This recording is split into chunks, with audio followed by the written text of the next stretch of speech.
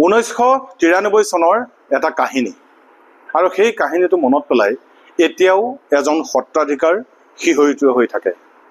সেই ৰাতিটো এনেকুৱা আছিল যে এডল হাতে হাতে জাঠি জোং লৈ অহা লোকে আগুৰি ধৰিছিল সেই সত্ৰাধিকাৰজন য'ত থাকে সেই ঘৰটো। এফালৰ পৰা ঘৰৰ বেৰ টিং ইত্যাদি ঘপিয়াই ঘপিয়াই কাটি চিঞৰি চিঞৰি ভাবুকি দিছিল যে সত্ৰ এৰি যাব লাগে সত্ৰাধিকাৰজন। কাৰণ সেই সত্ৰত হেনো শংখ বাজিলে, ঘণ্টা বাজিলে, ডবা বাজিলে বা শংকৰী কৃষ্টি সংস্কৃতি যদি চৰ্চা কৰে তেওঁলোকৰ অসুবিধা হয়। সেইকাৰণে সত্ৰাধিকাৰজনক সত্ৰ এৰি যাবৰ কাৰণে বাধ্য কৰিলে সেইসকল লোকে। মই পুনৰ কৈছোঁ, তেতিয়া আছিলে 1993 চন আৰু সেই দিনটোৰ কথা শুঁৱৰি আজিও শিহৰিত হৈ উঠে, আতংকিত হৈ উঠে সেই সত্ৰাধিকাৰজন। নমস্কাৰ, মই সঞ্জীৱ লাহন আৰু এই বিশেষ খবৰটো দিবৰ বাবে আজি মই উপস্থিত আছোঁ সেই সত্ৰাধিকাৰগৰাকীৰ ওচৰত।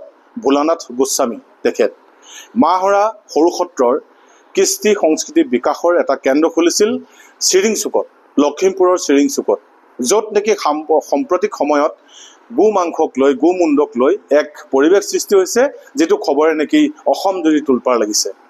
সেই স্থানতে আছিল সেই সত্ৰখন।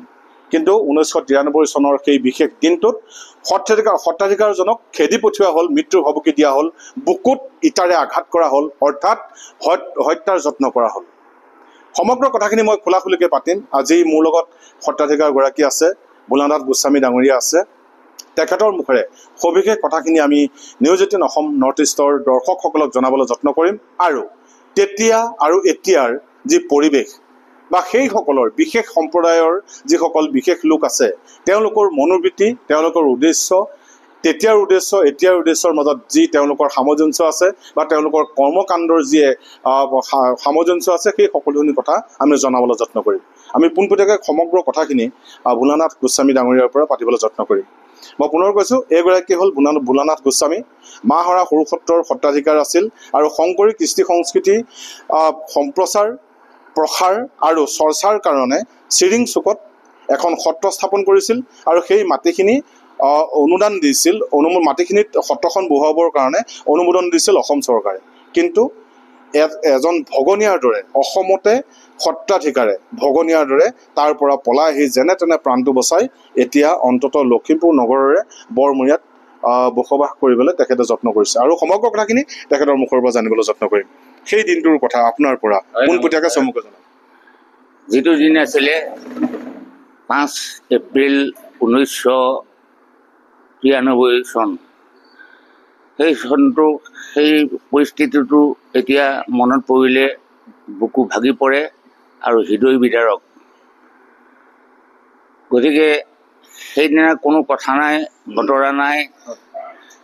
ৰাতি প্ৰায় বৃহস্পতিবাৰ আছিলে আৰু ৰাতি প্ৰায় 9:30 বজাত সশস্ত্ৰ এটা দলে এইখিনি সন্দেহযুক্ত বাংলাদেশী নাগৰিক, যিখিনি নেকি সেই ভেজ গেজিং ৰিজাৰ্ভত বাস কৰিছিলে। মানে পোনপটীয়াকৈ ক'বলৈ গ'লে সেইসকল হিন্দু নহয়, অহিন্দু লোক আছিলে আৰু স্থানীয়ও নহয়। এইবিলাক ক'ৰ পৰা আহিছে ঠিকান নাই। মানে তাতে চেৰিকালচাৰ ফাৰ্ম এখন আছিলে, গছপুলি ৰোৱা হৈছিলে। গছপুলিবিলাক ৰাতিৰ ভিতৰতে উঘালি তেওঁলোকে সৰু সৰু জুপুৰি ঘৰ কিছুমান বনাইছিলে প্ৰথম অৱস্থাত। এনেকৈ বনাওঁতে 17-18 ঘৰ মানুহ হ'ল 15-20 দিনৰ ভিতৰতে। গতিকে তাত কোনো তেওঁলোকৰ অবৈধভাৱেহে দখল কৰি আছে সেই গেজিঙত, তেওঁলোকৰ কোনো কাগজ পত্ৰ বা তেওঁলোকক হেৰি দিয়া নহয়। গতিকে 1985 চনত আমাৰ সত্ৰখনৰ কাৰণে সত্ৰীয়া সাংস্কৃতিক অনুষ্ঠানটোৰ কাৰণে চৰকাৰে ভূমি আবণ্টন দিলে। অসম চৰকাৰে ইফালে অনুমোদন কৰিলে। গতিকে তাতেই তাৰ পৰাই বসবাস কৰি পিছত 5/4/1993 চনত ৰাতি প্ৰায় 9:30 বজাত সশস্ত্ৰ মিয়া মুছলমান সেই ওচৰতো আছে কিছুমান আহি মোৰ ঘৰ দুৱাৰ কাটিলে, টিংপাত কাটিলে, টিংপাত 52টা কাটিলে ঘৰৰ ছালৰ। আৰু সেই ঘৰটোৰ ভিতৰত আপুনি আছিলে তেতিয়া? সেই ভিতৰতে আছো। গতিকে আমাৰ ইমান ল'ৰাকেইটা আছে, মোৰ মানুহগৰাকী আছে আৰু এজন ভকত আছে। গতিকে যেতিয়া কি হ'ল ঘপককৈ যে এইটো কথা হ'ল, ধুমধাম কাটিছে হৈ গ'ল এই গোসাঁই ওলাই আহ গতিকে ইয়াত তই থাকিব নোৱাৰিবি তোৰ ইয়াতে কলা কৃষ্টি মূৰটো কৰিছ তই ইয়াত খোল তাল ডবা বৰ কাঁহ শংখ আদি কৰি সভা সমিতি কৰি আমাক দিগদাৰ কৰিছোঁ আমি বেয়া পাইছোঁ এতিয়া ইয়াত থাকি গতিকে তহঁতৰ ইয়াৰ পৰা গুচি যা তই আমাৰ ইয়াত মছজিদে হ'ব মন্দিৰ নহ'ব গতিকে খুব তিৰস্কাৰ মোক কৰিলে কৰাৰ পিছত কি হ'ব তেওঁলোক গৈ বাটৰ পৰা ৰাস্তাৰ পৰা এজন মানুহে কোনোবা এজনৰ মাত শুনিছোঁ আৰু ঐ ভয় নাই আমি গৈছোঁ বুলি কোৱাৰ লগে লগে তেতিয়া এওঁলোকে মানুহ আহিছে দেই পুল এতিয়া গতিকে তাৰ মাজতে এটা কথা কি তহৰ আলি বুলি কয় সি তাক মই লাইটৰ পোহৰ সম্পূৰ্ণ দেখিছোঁ কটা বেৰৰ মাজেদি সি মোক দেখি পেলাই বুকুলে এটা ইটা দলিয়াই দিছিলে ইটা দলিয়াইছিলে মই নামঘৰ বনাবৰ কাৰণে আনি থোৱা তেতিয়া বুকুত পৰিছে বুকুত পৰাৰ লগে লগে মই মুখা বন্ধ হৈ গ'ল তাৰপিছত কি হ'ল ক'ব নোৱাৰোঁ পিছত পানী দিয়া মই গম পাওঁ পানী দিব অচেতন হৈ গৈছিলোঁ তাৰপিছত তেওঁ গৈ পেলাই পানী কাটি শেষত উপায় নাপায় মই হৈ গ'লোঁ খুটা এটাতে ধৰি পেলাই হে ভগৱান শিৱ ভোলানাথ ৰক্ষা কৰিবা বুলি পেলাই চিঞৰি কান্দিছোঁ তেনেকুৱাতে এইটো তেওঁলোক পাৰ হৈ গৈছেগৈ মাজতে সুধি লওঁ যে আপুনি যিভাগ সত্ৰত স্থাপন কৰিছে কিমান দিনৰ পিছৰ ঘটনা এইটো মানে স্থাপন কৰা কিমান দিনৰ পিছত কৰাৰ ৭৫ চনৰ পৰা ১০-১২ বছৰ ৭৫ চনত ১৯৭৫ চনত আপুনি সত্ৰ স্থাপন কৰিছে আৰু ১৯৯৩ চনত আপোনাক আক্ৰমণ কৰিছে আগত এই আমাৰ অসমীয়া গুৰীয়া মানুহ আছে তেওঁলোকৰ লগতে আছোঁ একো গণ্ডগোল নাই চোৰ নাই ডকাইত নাই যেতিয়া সেইখিনিত অবৈধভাৱে সেই সন্দেহযুক্ত মানুহবিলাক আহি গ'ল তেতিয়াৰ পৰা আমাৰ চোৰ দাৰি বস্তু হানি অপহৰণ এনেকুৱাবিলাক আমি দেখিছোঁ ওচৰতে ডেকা ফকীৰ মাজাৰো আছে তাত আমাৰ হিন্দু মানুহো যায় বা তাত আমাৰ হিন্দু মুছলিমৰ কোনো সংঘাত নাই কিন্তু মাজত যে আপোনাক আক্ৰমণ কৰিলে সেইসকল লোক আচলতে আমি মানে আপুনি যিটো নাম ক'লে নিতান্তই ক'ব লাগিব এটা বিশেষ সম্প্ৰদায়ৰ তেওঁলোক ক'ৰ পৰা আহিলে আপুনি ক'ৰ পৰা আহিছে ক'ব নোৱাৰোঁ কিছুমানে নগাঁৱৰ পৰা আহিছোঁ বুলি কৈছে কিছুমানে হোজাইৰ পৰা আহিছোঁ বুলি কৈছে এনেকৈ কয় আৰু এতিয়া তেওঁলোকেহে জানে আৰু ভগৱানে জানে আমিতো নাজানো আপুনি তাৰপিছতে কথাখিনি আমি পাতি আছোঁ যিহেতু সমগ্ৰ কথাখিনি আমি দৰ্শকক জনাম তাৰপিছতে আইনৰ কাষ চাপিছিলে নে আপুনি আৰক্ষীৰ ওচৰলৈ গৈছিলেনে তাৰপিছত গৈছিলোঁ মানে তেওঁ থানাত খবৰ দিলোঁ আৰু এটা সেই সময়তে এটা কথা কৰিলে যেতিয়া মোক ঘৰ দুৱাৰ কাটি গুচি গ'ল খেৰৰ পুঁজি আৰু পৰিত্যক্ত ঘৰ দুটাত জুই লগাই থৈ গ'ল জ্বলাই দিলে তেওঁলোকে জ্বলোৱাৰ সেইদিনা লগত আৰু হত্যা কৰিলোঁ গতিকে ঘৰকেইটা জুই লগাই দিলেগৈ দি পেলাই জুই লগোৱা ৫ মিনিটৰ পিছতে সদৰ পৰা থানাৰ পৰা গৈ তাত গ'লেগৈ তাত গোটেই ৰাতিটো তেওঁলোকক ঘৰ জ্বলাইছে বুলি হিন্দুৱে তাতে ৰাখি থাকিল কিন্তু পাছদিনাখন যেতিয়া চৰকাৰৰ ওচৰত মই জনাবলৈ গৈছোঁ লিখি মেলি এপ্লিকেশ্যন এখন দিবলৈ গৈছোঁ থানাত যে এনেকুৱা এটা ঘটনা আমিতো কালি ৰাতিটো এওঁলোকে এনেকৈ ঘৰ জ্বলাইছে বুলি ক'লত ৰাতি ফৌজ লৈ তাতে আমি ৰখি থাকিলোঁ আপোনাৰ ঘৰটো আকৌ ওচৰতে আছিলে বুলিছে ক'ত আমি গম নাপাওঁ মই বোলো কাটি কুটি গ'ল আৰু তেওঁলোকে আমি জাপৰ চিপ লৈ হেৰিয়াৰ তলতে মানে ঘটনাটো এনেকুৱা হ'ল যে আপোনাৰে ঘৰ ভাঙিলে আৰু সিহঁতৰ নিজৰ ঘৰ নিজে জ্বলাই মানে সিহঁতৰ ঘৰত হিন্দুৱে জুই জ্বলাইছে বুলি কৈ এটা প্ৰচাৰ চলালে সেইটো অপপ্ৰচাৰ চলাই আগতীয়াকৈ প্ৰি প্লেন মানে আগতীয়াকৈ থানাত জনাই দিলে আৰক্ষীয়ে তেতিয়া কি কৰিলে আৰক্ষীয়ে সি তাত ৰাতি ৰাখিলে সিহঁতৰ মোক ঘৰ দুৱাৰো কাটিলে মোক মাৰিলেও ঘূৰি আহিলে বুলিয়ে জীৱটো তাৰপিছত মন্দিৰৰ ধৰ্মও নাশ কৰিলে মূৰ্তি ভাগৱতো লৈ গ'ল আৰু গোটেই সাংস্কৃতিক অনুষ্ঠানৰ যিমানবিলাক সঁজুলি আছিল খোল তালৰ পৰা ধৰি পেলাই সকলো ধ্বংসও কৰিলে গতিকে মোক খেদিলেও কিন্তু পিছত আকৌ মোকেই শাস্তি দিলে কি শাস্তি দিলে যেতিয়া মই গোহাৰি পত্ৰ এখন কৰিলোঁ উলিয়ালোঁ ৰাইজৰ সিদ্ধান্ত মৰ্মে আৰু কমিটিৰ সিদ্ধান্ত মৰ্মে ৰাইজে ক'লে শিষ্যসকলেও ক'লে যে আপুনি এতিয়া বস্তুটো লুপ্ত হৈ থাকিব গতিকে আপুনি গোহাৰিৰ কাৰণে এখন লিফলেট উলিয়াই দিয়ক সঁচা ঘটনাটো উলিয়াই দিয়ক তেতিয়া মই সঁচা যিখিনি কথা সেইখিনি লিফলেট আকাৰে অৰ্থাৎ হেৰি আকাৰে মই প্ৰকাশ কৰিলোঁ 150 মান। ইফালে তাৰে এখন লৈ পেলাই তাৰে মিয়া মানুহ এজন গ'ল, গৈ বঙালমৰালৈ প্ৰাক্তন মুখ্যমন্ত্ৰী হিতেশ্বৰ শইকীয়া আহিছিলে। তেতিয়া সেইখন লিফলেটখন তেওঁৰ হাতত উঠাই দি পেলাই ক'লে এজনে যে আমাৰ সংখ্যালঘুসকলক অত্যাচাৰ কৰিছে, এনেকুৱা লিফলেট উলিয়াই পেলাই আমাৰ হেৰি নাশ কৰিছে। গতিকে এনেকৈ বুলি সেইটোক বোলে সোমাই থওক, এনেকৈ বুলিয়ে ক'লে। সেই লিফলেট নাচালে। জানোচা মিয়াৰ ভোটখিনি নাশ হয়, মিয়াৰ ভোট জানোচা যায়, এটা মানুহৰ বা দুটা মানুহৰ কিবা এটা হ'ব, কি মিয়াখিনি যে ভোটটো হেৰাব, এইবুলি মোক 4 দিন জেলত ৰাখিলে। 4 দিন ওলোটাই আপোনাক আমাকে জেলত ৰাখিলে। ৰখাৰ পিছত বহুত উপায় নহয়, 4 দিন একো নাখালোঁ, অকল ঠাণ্ডা পানী খাই। আকৌ আপোনাৰ ওচৰলৈ আহিম যে প্ৰিয় দৰ্শকসকল চাওক যে এইজন সত্ৰাধিকাৰৰ যিখন সত্ৰ তেওঁ য'ত বসবাস কৰিছিলে তাত দুষ্কৃতিকাৰীয়ে ৰাতি ঘৰ টিংপাত ইত্যাদি কাটি নষ্ট কৰিলে, বুকুত ইটাৰে আঘাত কৰি হত্যাৰ যত্ন কৰিছিলে, খেদি পঠিয়াইছিলে তাৰ পৰা, অন্যথা তেওঁক হত্যা কৰা হ'ব বুলি ভাবুকি দিয়া হৈছিলে। গোটেইখিনি সহায় বিচাৰি আৰক্ষীৰ কাষ চাপিছিলে। ওলোটাই কিন্তু এই সত্ৰাধিকাৰগৰাকীকে 4 দিনকৈ লকআপত ৰাখিলে। অৰ্থাৎ তেতিয়া কি চলিছিলে? গণতন্ত্ৰ তেতিয়া আছিলে নেকি? বা গণতন্ত্ৰৰ ওপৰত তেতিয়া ৰাইজে ভৰসা কৰিব পৰা এটা পৰিৱেশ আছিলনে? সেইখিনি অতি ডাঙৰ কথা। আমি আকৌ সমগ্ৰ কথাখিনি সত্ৰাধিকাৰ ভোলানাথ গোস্বামীৰ মুখেৰে জানিবলৈ যত্ন কৰিম। তাৰপিছত কি হ'ল চাওক, মই পুনৰ এটা কথা ক'ম। আজিৰ দিনটোত বা এইকেইদিনত লখিমপুৰৰ চিৰিং চুকৰ ঢকুৱাখনীয়া নামঘৰত 3টাকৈ গোমুণ্ড ওলাইছে, এটুকুৰা সন্দেহজনক মাংস ওলাইছিলে।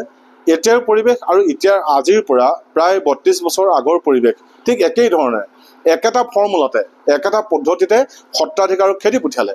এতিয়া হয়তো সেই দুষ্কৃতিকাৰীয়ে যত্ন কৰিছে যে ঢকুৱাখনীয়া গাঁৱৰ সেই নামঘৰটো যাতে শেষ হৈ যায়, নামঘৰটো যাতে ইয়াতে সমাপ্ত হয়, কাৰণ নিৰ্মীয়মান অৱস্থাত আছে সেই নামঘৰ ভাগ। নামঘৰ যাতে আৰু তাত গঢ়ি নুঠে, কাৰণ তাত মছজিদহে হ'ব লাগিব, তেনেকুৱা ধৰণৰ কথাও 1993 চনত সেই দুষ্কৃতিকাৰীসকলে সত্ৰাধিকাৰগৰাকীৰ ওচৰত কৈছিল, নহয় জানো? সেইখিনি কথাই মই আপোনাৰ পৰিবাৰো সেই দিনটোত ঘৰতে আছিলে, মই কথা পাতিবলৈ যত্ন কৰিম। যিহেতু এদল লোকে যেতিয়া, মই পুনৰ কৈছোঁ, 1993 চনত সংঘটিত হোৱা সেই বিশেষ ঘটনাটোৰ পিছত এই পৰিয়ালটোৱে এতিয়াও সোঁৱৰণি, যদিও সোঁৱৰে, শিহৰিত হৈ উঠে, আতংকিত হৈ উঠে। সেই ৰাতি আচলতে কি হৈছিল? তেওঁলোক ভাৰতবৰ্ষত আছিল নে পাকিস্তানত আছিল? বাৰে বাৰে প্ৰশ্ন উদয় হৈছিল। তেওঁলোক সনাতনী ধৰ্মৰ যি পৰিৱেশ তাৰ মাজত আছিল নে বাংলাদেশত আছিল? ঠিক তেনেকুৱা পৰিৱেশে সৃষ্টি হৈছিলে, কাৰণ গাঁৱত থকা সত্ৰভাগত দবা কাহ শংখ খোল তালৰ শব্দ শুনিলে সেইসকলৰ টোপনি ক্ষতি হয়, সেইসকলৰ আমনি হয়। গতিকে সেইবোৰ বন্ধ কৰিবৰ কাৰণে তেতিয়াৰ পৰিৱেশ সেইসকলে সৃষ্টি কৰিছিলে। আৰু তেতিয়াৰ পৰা সুদীৰ্ঘ 32 বছৰ পিছত আজিৰ দিনটোত নামঘৰৰ সন্মুখত 3টাকৈ গোমুণ্ড ওলাইছে, এটুকুৰা বিশেষ মাংস ওলাইছে। দৰ্শকসকলক পুনৰ কওঁ যে আমি কোনো কাৰণতে সাম্প্ৰদায়িকতা বীজ সিঁচিবলৈ যত্ন নকৰোঁ, সাম্প্ৰদায়িকতা আমি বিশ্বাস নকৰোঁ। অসমখন এনেকুৱা এখন ৰাজ্য য'ত নেকি সকলো জাতি ধৰ্ম বৰ্ণ নিৰ্বিশেষে বসবাস কৰিব পাৰে। শংকৰী কলা কৃষ্টিক আমি চৰ্চা কৰিব পাৰোঁ, কাৰণ গুৰুজনাই কেতিয়াও জাতিভেদ প্ৰভেদৰ কথা কেতিয়াও আমাক শিকাই যোৱা নাই। মই আপোনাৰ ওচৰলৈ আহিম যে সেই দিনটোৰ কথা সুধিবলৈ আমাৰ বেয়া লাগিছে, গোটেইখিনি কথা গম পালোৱেই। আজিৰ দিনটোৰ প্ৰেক্ষাপট আৰু তেতিয়াৰ যিটো ঘটনা, কি ক'ব? সেই দিনটোলৈ মনত পৰিলে মোৰ এতিয়াও বুকু কঁপি উঠে, চিঞৰি চিঞৰি কান্দিবলৈ মন যায়। কাৰণ সেই দিনটো ৰাতিৰ যি পৰিস্থিতি হৈছিলে, এডল ঘোঁৰা গ'লে দৌৰি গ'লে যেনেকুৱা শব্দ দিয়ে, মানুহখিনি আহিলত তেনেকুৱা এটা শব্দ দিছিলে। আমি কল্পনা কৰা নাছিলোঁ, আমি কাকো জগৰ লগোৱা নাছিলোঁ আমাৰ ওপৰত এনেকুৱা নিৰ্মম অত্যাচাৰ কৰিব বুলি। মই ল'ৰা ছোৱালী 3টাকে লৈ পেলাই আৰ্তনাদ হৈ পেলাই মই বিশ্বনাথ তলত সোমালোঁ। বিশ্বনাথ তলত সোমাই চিন্তা কৰিছোঁ, প্ৰভু তুমি মোক জগনৰ হাতত প্ৰাণ নিনিয়াবা। ল'ৰা ছোৱালী মই বহুত যত্নৰে ডাঙৰ দীঘল কৰিছোঁ, গতিকে ল'ৰা ছোৱালীকেইটাকো জগনৰ হাতত প্ৰাণ দিবলৈ তুমি ইচ্ছা নকৰিবা। মই ৰাতিয়ে দিনে তোমাক পূজন কৰ্ম কৰি আছোঁ, জনাই নজনাই কৰিছোঁ। এতিয়া মোৰ সন্মুখত স্বামীৰ এনেকুৱা এটা গতি হ'ল, গতিকে মই স্বামীক বচাম নে মোৰ ল'ৰা ছোৱালীক বচাম নে মই নিজে বাচিম? মোৰ নিজৰ সতীত্ব মই কেনেকৈ ৰক্ষা কৰিম? সেইটোকে ভাবি ভাবি খুব চিঞৰি চিঞৰি কান্দিলোঁ। আৰু চিঞৰিছোঁ এনেকুৱাকৈ যেন কোনোবা আছে যদি মোক অকণমান সহায় কৰক। কিন্তু সেই মুহূৰ্তত মোক সহায় কৰিবলৈ কোনো নাহিলে। আৰু কোনো নাহিলে মানে কোনো নাইও সেই মুহূৰ্তত সহায় কৰিবলৈ। আৰু সেই মুহূৰ্তত ইমান জুইৰ মাজত জাপ দি মৰিবলৈ কোনো নাহে। গতিকে তেনেকুৱা পৰিস্থিতিত মই কান্দি কান্দি কান্দি কান্দি এখেত যেতিয়া লুটি খাই পৰি গ'ল, পৰি যোৱাৰ লগে লগে আঁঠু কাঢ়ি গৈ পাকঘৰৰ পৰা থিয় হৈ গ'লে জানোচা মোক সিহঁতি বগা বেৰৰ মাজেদি দেখিব, সেইটো কাৰণে আঁঠু কাঢ়ি গৈ পাকঘৰৰ পৰা পানী আনি তেখেতৰ মূৰত দি তেখেতক জোকাৰি পোকাৰি খুব হাতেৰে মুখ ফালি ফালি মুখত পানী দি দি তেখেতৰ জীৱনটো যেনে তেনে ঘূৰাই আনিলোঁ। তাৰপিছত ঈশ্বৰকে চিন্তা কৰি খুব কান্দিছোঁ। তেতিয়া মই কান্দি কান্দি এটাই চিন্তা কৰিছোঁ, হে প্ৰভু, মই ইমান পাপ কৰিছিলোঁনে? আজি জগনৰ হাতত মোৰ প্ৰাণটো যেতিয়া যাব লগা হয়, তেতিয়াহ'লে তুমি আৰু পৃথিৱীত মনুষ্য কিয় জন্ম দিছিলা? মই সেইটোকে কৈ কৈ খুব কান্দিছোঁ। বাৰু যি নহওক, সেই দিনটো আমি অনুভৱ কৰিলোঁ যে এনেকুৱা এটা আতংকিত, মানে আতংক শব্দটো আচলতে যথোচিত হোৱা নাই, তাতোতকৈ যদি কিবা শব্দ আমি বৰ্ণনা কৰিব পাৰোঁ ব্যৱহাৰ কৰিলোহেঁতেন। বুজি পালোঁ। আৰু তেতিয়াৰ পৰিৱেশ আৰু এতিয়াৰ পৰিৱেশৰ মাজত পাৰ্থক্য আছে। তেতিয়া আৰক্ষীৰ ওচৰলৈ যাওঁতে ভোলানাথ গোস্বামী ডাঙৰীয়াক আৰক্ষীয়ে ওলোটাই 4 দিন ধৰি লকআপত ভৰাই থৈ দিলে। এতিয়া কিন্তু সেই ঘটনাটো সংঘটিত হোৱাৰ পিছত, নামঘৰত যিটো ঘটনা সংঘটিত হ'ল, 7টাকৈ দুষ্কৃতিকাৰীক গ্ৰেপ্তাৰ কৰিছে, 5 দিনৰ আৰক্ষী জিম্মাত লৈছে আৰু আইনগতভাৱে যিমান কৰিব লাগে পুলিচে কৰিছে। এতিয়া কি আশা কৰে চৰকাৰখনৰ পৰা বা ব্যৱস্থাটোৰ পৰা? এতিয়া বিশেষ আশা কি কৰিম, গোটেই দিনকেইটা গ'লেই। এতিয়া শেষ মুহূৰ্তত মই এটাই আশা কৰিছোঁ, মুখ্যমন্ত্ৰী মহোদয়ৰ ওচৰতো এটা অনুৰোধ জনাইছোঁ। মই যিটো আশ্ৰমখন যেনেদৰে গঢ়িম বুলি মনত ৰঙীন কল্পনা কৰিছিলোঁ, সেই কল্পনাখিনিতো বাস্তৱত ৰূপ নহ'ল। এতিয়াও তেখেতে যদি অকণমান দয়া কৰে, হয়তো মই আশ্ৰমখন অকণমান হিন্দু সমাজ বুলি, হিন্দুৰ অস্তিত্ব বুলি, পৰম্পৰা বুলি পেলাই অকণমান যাতে মই ৰক্ষা কৰিব পাৰোঁ, মোৰ সেইটোৱে কামনা। মই পুনৰ কৈছোঁ, এয়া হ'ল ভোলানাথ গোস্বামী ডাঙৰীয়াৰ পৰিয়ালৰ জীয়া কাহিনী। সেই জীয়া কাহিনীটো আজিও যেতিয়া মনত পৰে, 1993 চনৰ কাহিনী, পৰিয়ালটো এতিয়া সিৰ হৈ উঠে, আতংকিত হৈ উঠে। তেতিয়াৰ পৰিৱেশ সেয়া আছিল, ইতিমধ্যে বৰ্ণনা কৰিলে তেওঁলোকে নিজ মুখে। আৰু আজিৰ দিনটো সুদীৰ্ঘ 32টা বছৰৰ পিছত পৰিৱেশ এনেকুৱা ধৰণৰ। ফৰ্মুলা মই পুনৰ কৈছোঁ যে পদ্ধতি একেটাই, তেওঁলোকৰ সূত্ৰ একেটাই। নামঘৰেই হওক বা সত্ৰই হওক বা মন্দিৰতে হওক, হিন্দু ধৰ্মৰ মতে অস্পৃশ্য বা আমি যাক নেকি কোনোদিন ভক্ষণ কৰাটো দূৰৰে কথা, স্পৰ্শ কৰি পোৱা নাই, তেনেকুৱা ধৰণৰ আপত্তিজনক মাংস ছটিয়াই দিয়ে, য'ৰ পৰা নেকি হিন্দুসকল 10 নল দূৰৈত থাকে। তেনেকুৱা ধৰণৰ পৰিৱেশেই তেওঁলোকে সৃষ্টি কৰিব বিচাৰি হিন্দুসকলক খেদি পঠিওৱাৰ যত্ন কৰে, সত্ৰ, নামঘৰ, মন্দিৰ ইত্যাদি বন্ধ কৰিবলৈ যত্ন কৰে। সেই পৰিৱেশ, সেই একেটা সূত্ৰই এইবাৰো প্ৰয়োগ কৰিছে চিৰিং চুকৰ ঢকুৱাখনীয়া নামঘৰত। আমি সকলোৱে আশা কৰিব, ভোলানাথ গোস্বামী ডাঙৰীয়াই ইতিমধ্যে ক'লে যে পুনৰ পূৰ্বৰ পৰিৱেশ ঘূৰি আহক। ভাৰতবৰ্ষ সনাতনী যি পৰম্পৰা আছে, পৰম্পৰাৰ মাজত থকা এখন দেশ, আৰু অসম হ'ল গুৰুজনাৰ যি কৃষ্টি সংস্কৃতি তাৰ মাজত বুৰ খাই থকা, তাৰ মাজত ডুবি থকা এখন ৰাজ্য। এই পৰিৱেশ অব্যাহত থাকক আৰু যি দুষ্কৃতিকাৰীৰ যি অপচেষ্টা সেয়া অন্ত পৰক, সেয়া সকলোৱে কামনা কৰিছে। আপুনি বিচৰা বাতৰি পাব কেৱল নিউজ 18 এপত। নিউজ 18 এপ ডাউনলোড কৰিবলৈ স্কেন কৰক এই QR কোড। গুগল প্লে ষ্টৰতো পাব এই নিউজ 18 এপ।